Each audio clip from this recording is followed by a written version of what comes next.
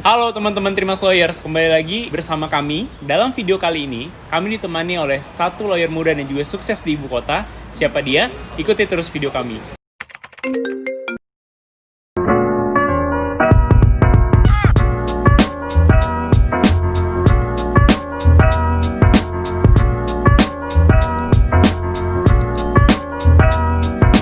Nah, pada siang ini, kami ditemani oleh seorang advokat muda bernama Romulo Silaen.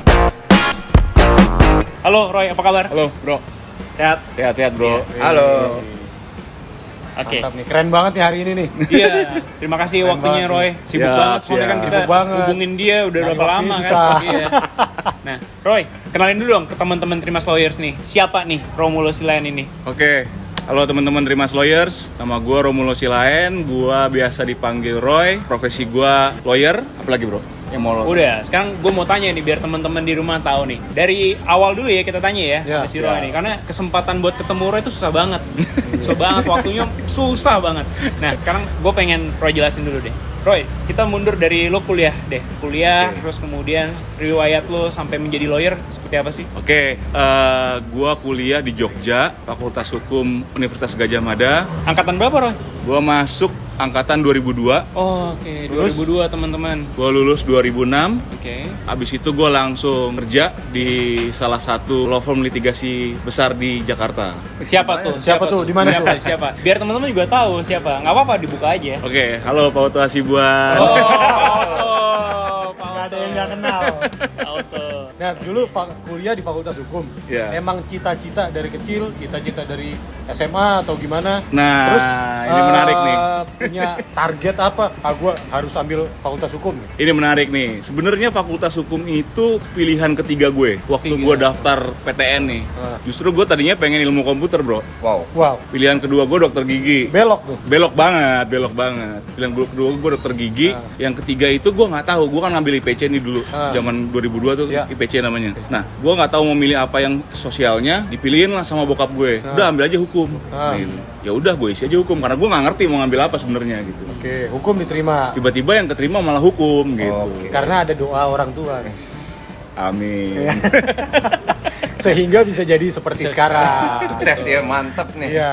Nah, setelah lulus dari Fakultas Hukum kan banyak tuh opsi pekerjaan gitu kan. Ya. Lo bisa jadi legal, lo bisa jadi macam-macam lah. Ya. Nah, kenapa sih lo pilih jadi lawyer, Roy? Nah ini nih, setelah gua kecemplung di Fakultas Hukum, selama masa perkuliahan itu tuh banyak senior-senior datang ke kampus gitu. Gue lihat lah ada yang profesinya misalnya. Oh, mereka sharing ya? Iya, legal di perusahaan. Nah, gue paling tertarik itu ngelihat yang berprofesi lawyer. Waktu itu gue inget banget nih, waktu itu Adnan Buyung Nasution and Partners itu datang ke kampus mau nyari mahasiswa buat magang di kantornya gitu. Oh, itu beliau salah seorang legenda tuh. Legenda, almarhum.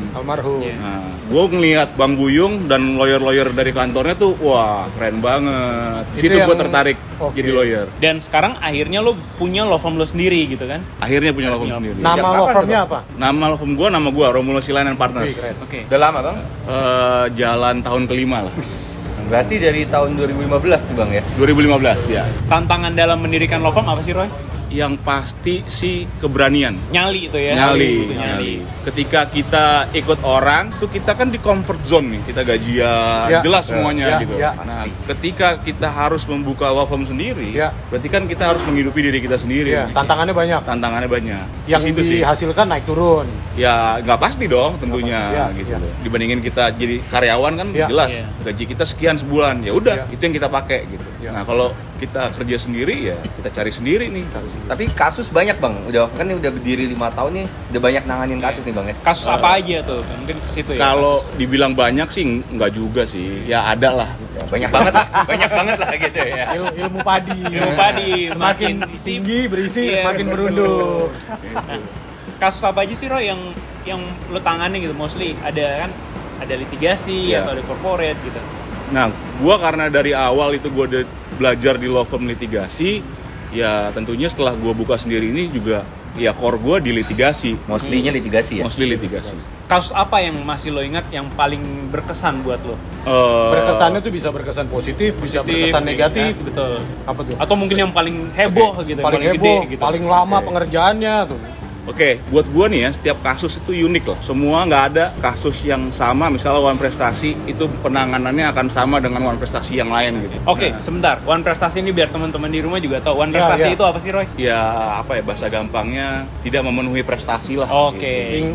Ingkar. Ingkar Ya, janji lah, ingkar. ingkar janji. Jadi ketika kita tidak memenuhi kewajiban kita sesuai dengan yang diperjanjikan, Ya. maka itu namanya One Prestasi. One Prestasi. Oke. Gitu. Nah itu misalnya antara kasus yang A sama B sama-sama One Prestasi nih. Tapi bagaimana kita menghandle-nya itu pasti berbeda-beda. Karena lawyering itu seni gitu. Ya. Seni. Dia akan berbeda seninya ketika menangani yang ini dengan yang satu lagi gitu. Dinamis lah ya. Dinamis banget gitu. Jadi menghandle-nya pasti akan membuat kita lebih berkreasi. Iya, iya. Jadi multi strategi lah. Multi strategi. Tapi kalau ditanya nih, apa sih yang paling berkesan, Roy? Oke, yang berkesan buat gua sekarang menjadi lawyer yang pertama kali menyelesaikan kasus kabel fiber optik bawah laut. Oke. Bawah laut. Bawah Iya. laut. Itu Kenapa berkesan buat lo? Harus nyelam-nyelam nggak tuh? karena ini case pertama di Indonesia. Oh, Case pertama di Indonesia. Unik berarti ya. itu yang ini ya, yang kabel di bawah laut yang kena jangkar kapal itu ya? Betul, Bro. Oh, rame itu beritanya tuh. Rame itu beritanya. Rame, di Sumatera kan ya? Tepatnya di Tanjung Balai Karimun. Tanjung Balai Karimun. Iya. Oh, Riau, Kepri, ya? Kepri. Kepri. Iya. Jadi itu case pertama yang menggunakan undang-undang telekomunikasi dan korbannya itu adalah kabel telekomunikasi yang ditanam di bawah laut. Oke, sekarang pertanyaan terakhir, Roy.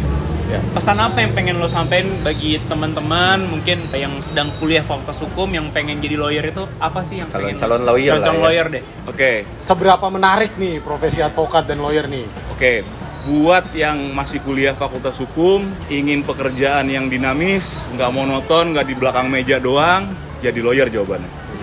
Simple ya. Simple. Jadi lawyer. Oke, teman-teman Trimas Lawyer semuanya, itu tadi perbincangan singkat kita dengan Romulus Lain. Nantikan video kami selanjutnya. Thank you. Thank you, bye-bye.